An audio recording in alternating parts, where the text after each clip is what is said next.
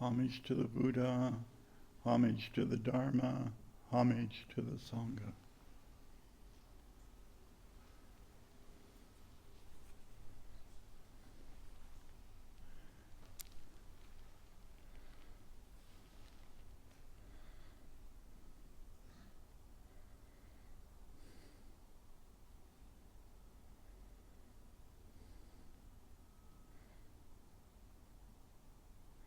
When Peggy Kennett went to Malaysia and Japan, she had already been a Buddhist since her mid to late teens, and she was exposed to Buddhism for the first time through her father reading The Light of Asia to her when she was a child. She had been a member of the London Buddhist Society for some period of time, had met various Buddhist teachers and teachers of Zen. She had also, when she was in her teens, was at the London Buddhist Vihara, which was a center of Theravada teaching. And one of her first lessons in Buddhism was when the monks at the London Buddhist Vihara showed her a plastic skeleton and proceeded to take it apart as an illustration of the understanding of the lack of a separate self.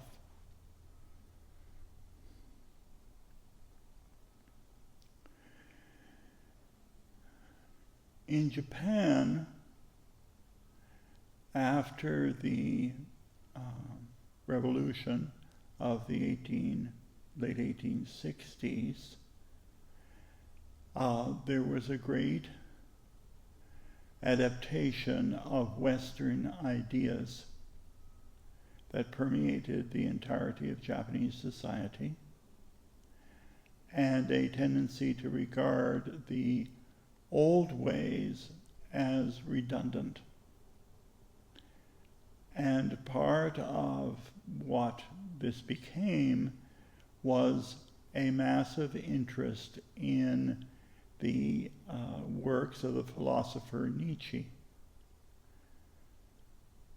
The monk, who in the Wild White Goose is called Hajime, who is teaching Reverend Master quite a few things and going over the scriptures with her, once said to her that he was afraid that he was useless to her because he had been too much influenced by these ideas.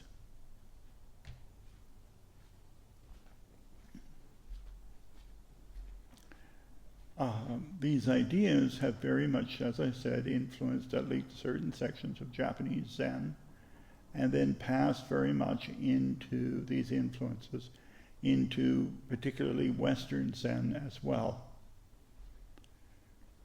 exemplified by an emphasis on emptiness as a type of nothingness, a tendency to lessen the importance of the teaching of karma and rebirth, and the teaching of precepts.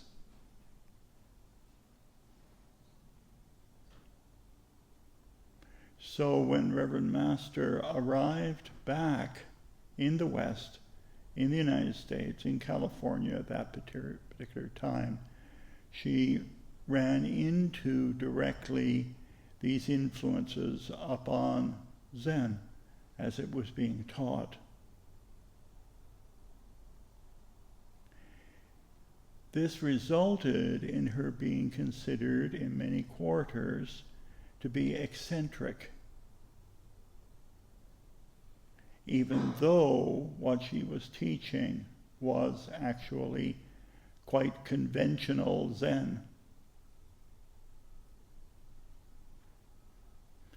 This tendency to regard her as an eccentric outside the mainstream only recently ceased, due partly to the massive influence in Western Buddhism of the Theravada and of Tibetan Buddhism,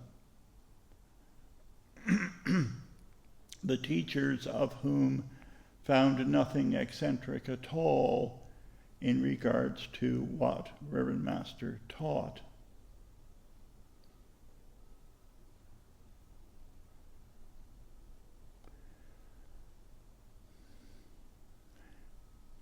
The Buddha in India was known preeminently as the teacher of causation and the teacher of how cause and effect work.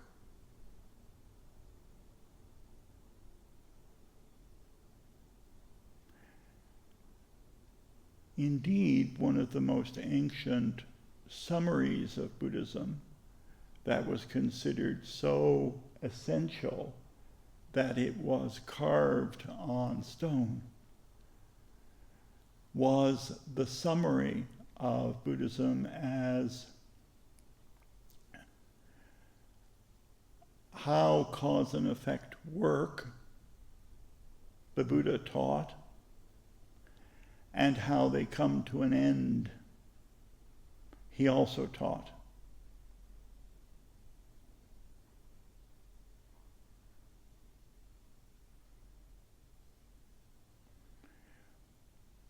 Part of his teaching has to do with how cause and effect continue past the end of what we call life.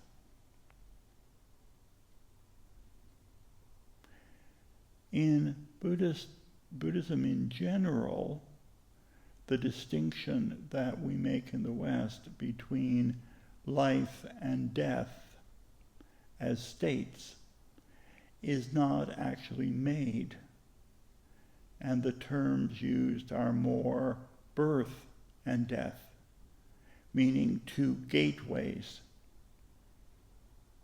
in a continuum, rather than one state ending and another beginning.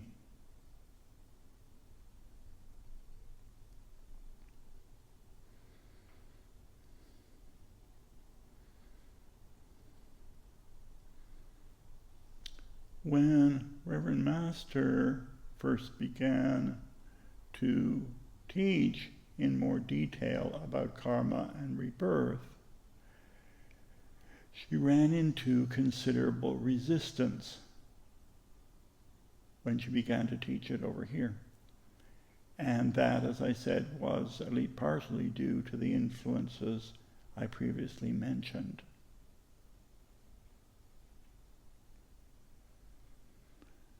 And also, it was due to the distinction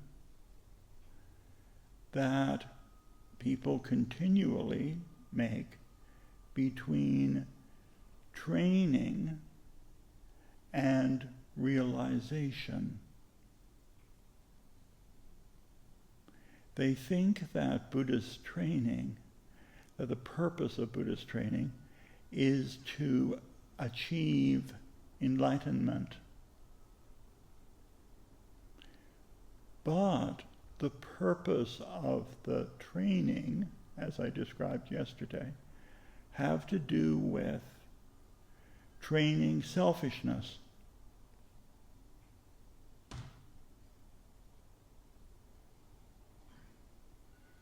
Enlightenment, realization, doesn't come from somewhere else. It is not bestowed by a god. It does not arrive from far away. It is rather the absence of selfishness and the selfish way of looking at things and interacting with people. And the path of Buddhist practice has to do with training, as I said the other day, training the self, training selfishness, and all the teaching of the Dharma is pointing in that direction and is for that purpose.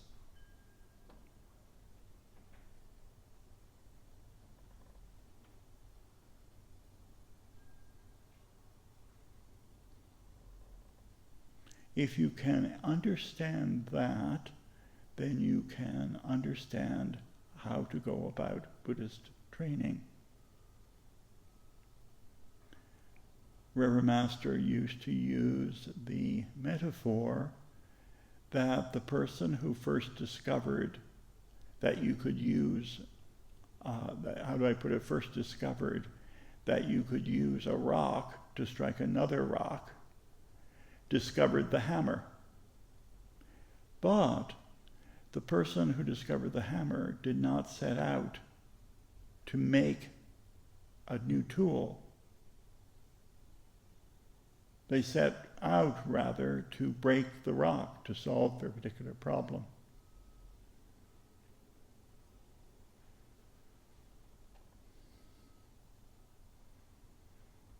I, myself, have always found the instructions of the third Chinese ancestor, Kanchi Sosan, to be very succinct, so much so that I've thought of calligraphing it and putting it up at the walls of the priory.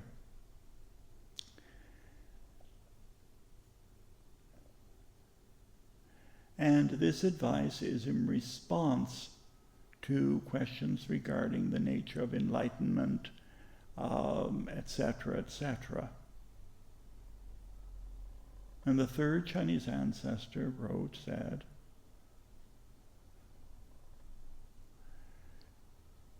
don't worry about seeking after the ultimate. Only cease to cherish opinions.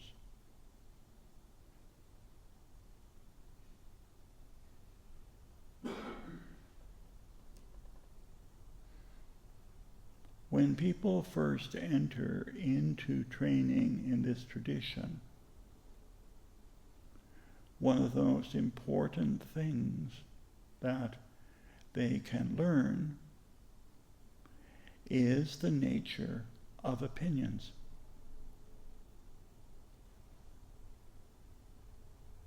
Many people think that they have strong views on particular topics that they hold to, but in fact, their views are the views that they have picked up from other people, or picked up from stray books, or picked up wherever.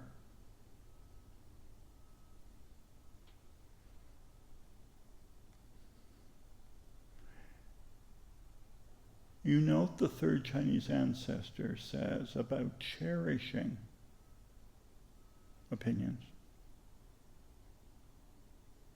We will always have views about things. It's the nature of the brain that, based upon previous experience, it generates views.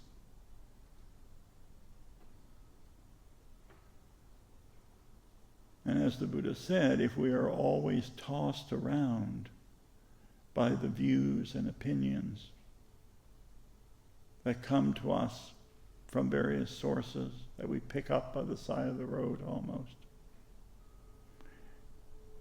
then we will be trapped in the thicket of views and opinions and will be unable to get out. These instructions are not trying to get people to not have views or to submit their minds or their views to their teachers. It has nothing to do with that.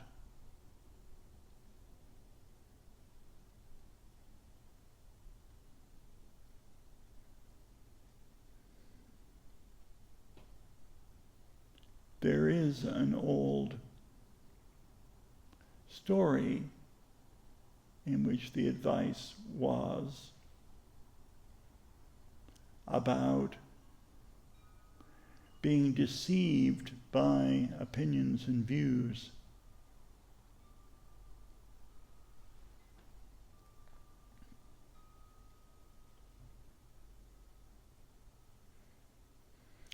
When Reverend Master taught regarding karma and rebirth, she was not attempting to teach it in terms of a particular viewpoint, philosophical or otherwise, that one was supposed to accept,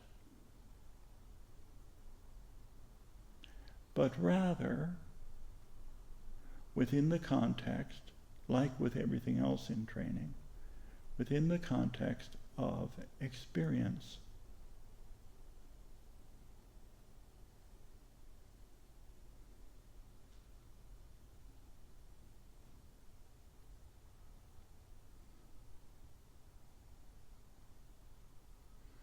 I was told a long time ago, before I became a monk, before I even knew about Shasta, that you can spend your life sitting at the crossroads, as it were in an armchair, watching things go by, watching various spiritual teachings come and go. But if you're going to get anywhere, you have to get up off your chair and walk down the road. Since the Buddha's teaching cannot be understood outside of practicing it.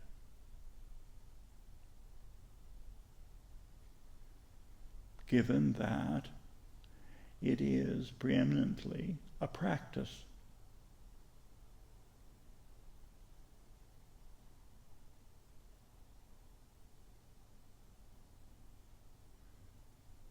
The results of understanding karma and rebirth are wisdom,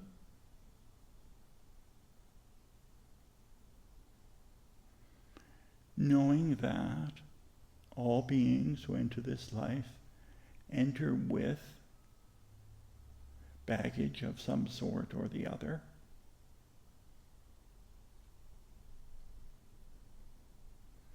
And, aside from wisdom, compassion.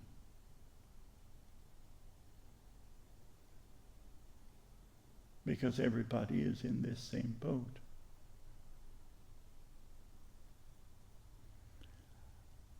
I've sometimes described it as like in a dream or a nightmare. You get off the Greyhound in some little community or other. You have luggage, but you cannot remember packing it. Neither do you remember where you came from. Birth is like this. Meditation through stillness and practice of the precepts help us to clarify our inner eye, as it were, so that we can see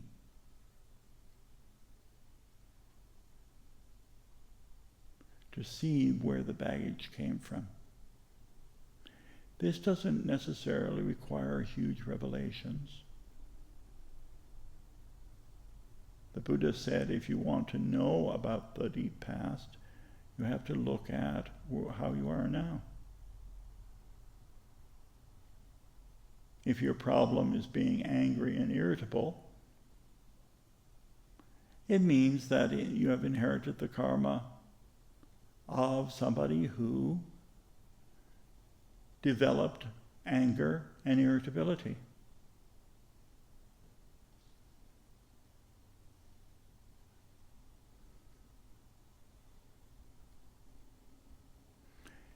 It's really not much more complicated than that.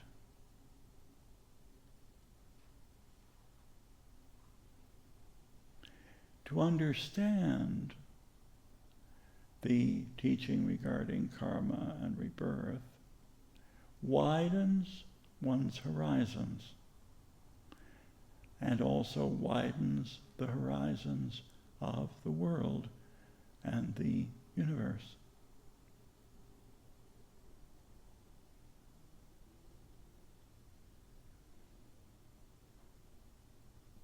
Because we can then see compassion pervading everything.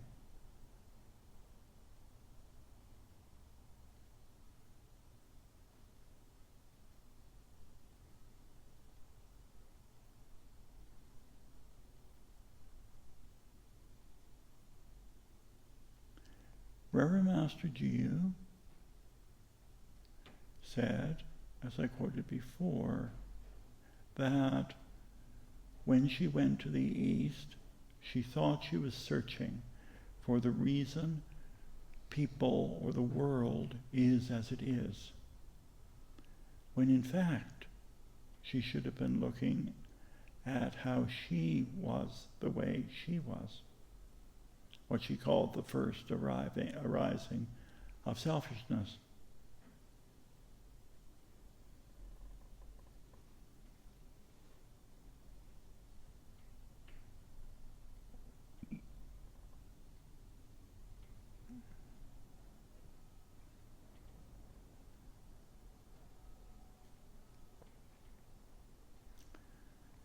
Dogen and Tendo both say that an understanding of karma and rebirth is essential to Buddhist practice.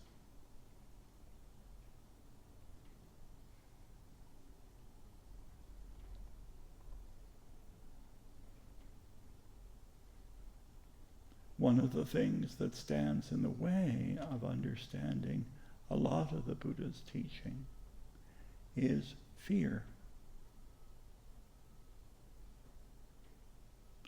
Fear arises in these circumstances due to,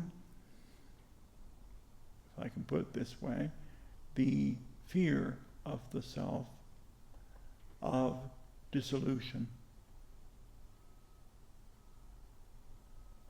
What will become of me?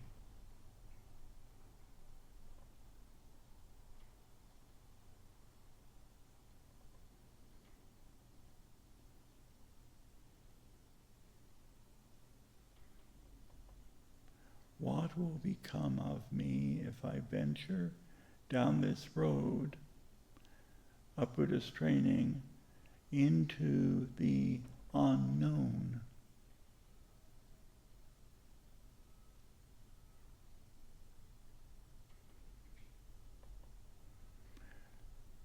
Yet one will never know unless one does so.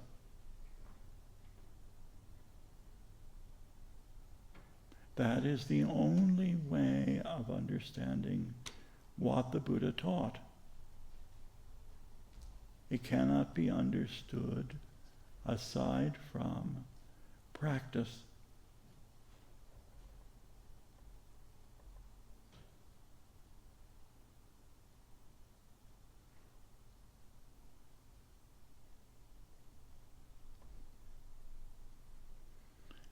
Also, the teaching of karma and rebirth, as I said, expands the horizons in terms of time. Reverend Master said that you cannot really judge how far along a person is spiritually because someone who is lying drunk in the gutter may be further along spiritually than you are.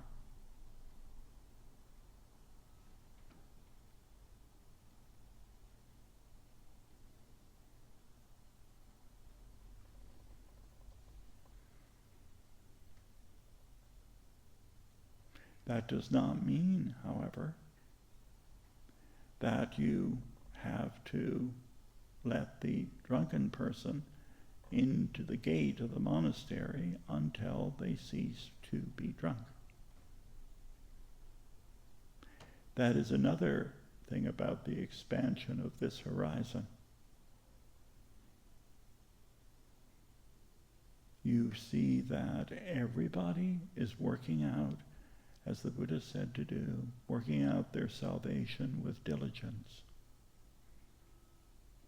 Everybody is, no matter how strange it may seem, doing the very best they can in the circumstances that they find themselves.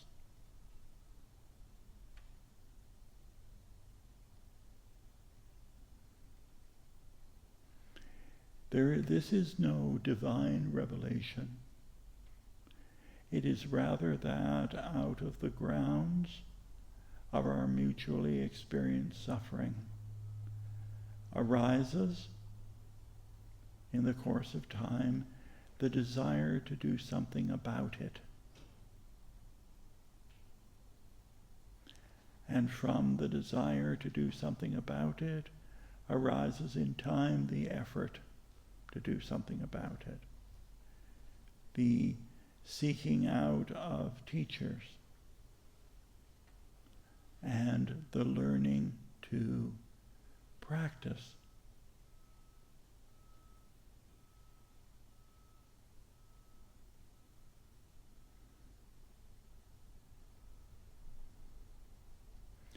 As the Dhammapada says, what life's course and cause sustain, these the Tathagata made plain. What delivers from life's woe, that the Buddha has made us know.